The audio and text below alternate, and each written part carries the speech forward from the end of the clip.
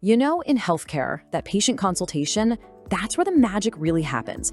It's where you build trust, you gather all that crucial information, and you really kickstart the healing process. But how do you make sure that every single one of those conversations is as effective as it can be? Well, today, we're going to break down the art of structuring these absolutely critical interactions. Okay, so here's our game plan. We'll start by looking at the challenge we're all facing and why having a structure is so darn important. Then I'll introduce you to a fantastic solution, the Calgary-Cambridge Guide, and we'll walk through its 5-phase framework step by step. And finally, we'll talk about how you can really master this in your own practice. So, this is the big question, isn't it? Every patient is different. Every day throws something new at you. So how can you possibly guarantee that every single conversation is empathetic, efficient, and effective? Well, the secret, it lies in having a reliable framework to lean on.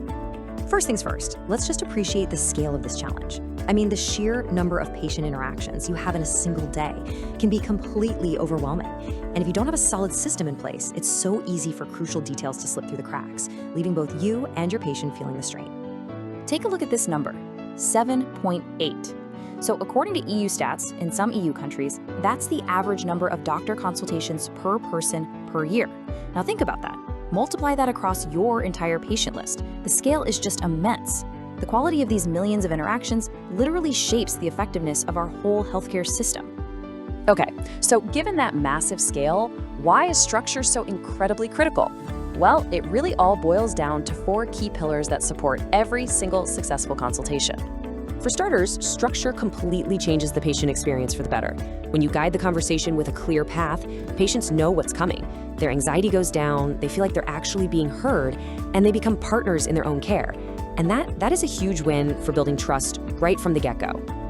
And look, this isn't just about making people feel good, it has a direct impact on clinical outcomes. A standardized approach acts like your safety net.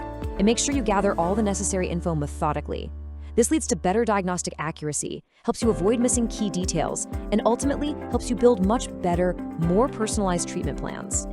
We all know that in a busy clinic, every single minute is precious. A structured consultation helps you steer the conversation, figure out what's most important, and just stay focused. This doesn't just save you time, it also makes things like note-taking way easier, which can seriously reduce burnout and boost your overall efficiency. And finally, let's be honest, structure is your absolute best friend when it comes to the legal and ethical stuff. It just leads to clearer, more consistent documentation. It gives you a framework for making sure you have informed consent and for maintaining confidentiality. It protects your patient and it protects you. Okay, so how do we actually get this kind of structure? The great news is you don't have to reinvent the wheel. We can turn to a widely recognized and proven framework, the Calgary-Cambridge Guide. So what is it exactly? Well, it was developed by Kurtz and Silverman at the Universities of Calgary and Cambridge. But here's the thing, it's not just some rigid checklist. It's a really smart model designed to bring organization and empathy together, all to improve the quality of every single clinical interaction you have. And here's what makes this guide so brilliant. It has 2 goals that run in parallel. It's not just about systematically collecting data. It's about building a relationship while you provide that structure.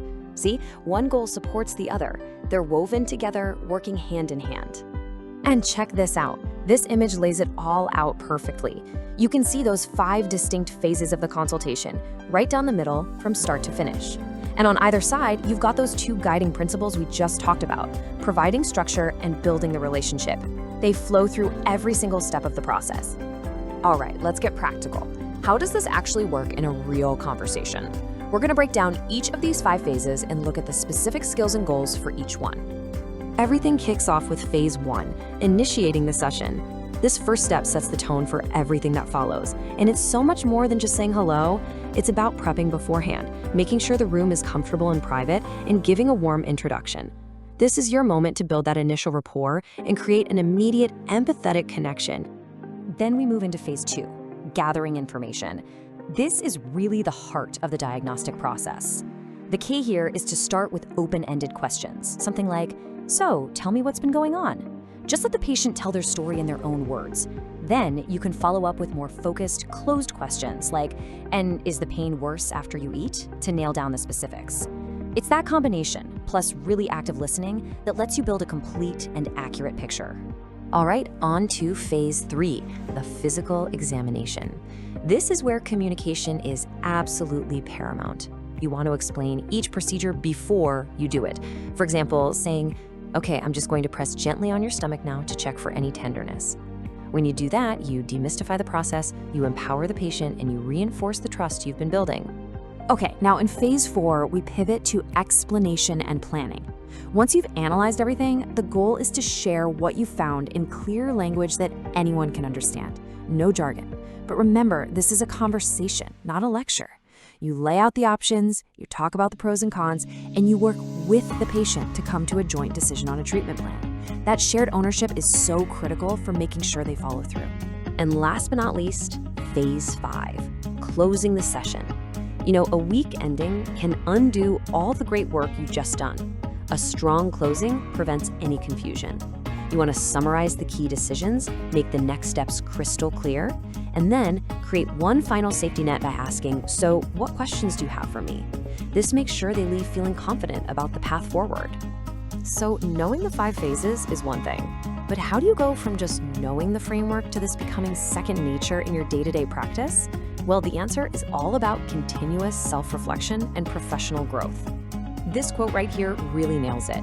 Self-reflection is the engine that turns your experience into true expertise. This guide isn't meant to be a rigid script you follow blindly. It's a tool to help you learn. By just taking a moment after a consultation to think, okay, what went well there? What could I do better next time? You build incredible self-awareness and empathy. That's how you get better, one patient at a time. And that brings us right to our final thought, mastering the art of the consultation. It's a journey, right? It's not a destination. So looking back at these 5 phases, I want you to think, what is the one phase you will consciously try to focus on in your very next patient interaction? Because that's where progress always begins.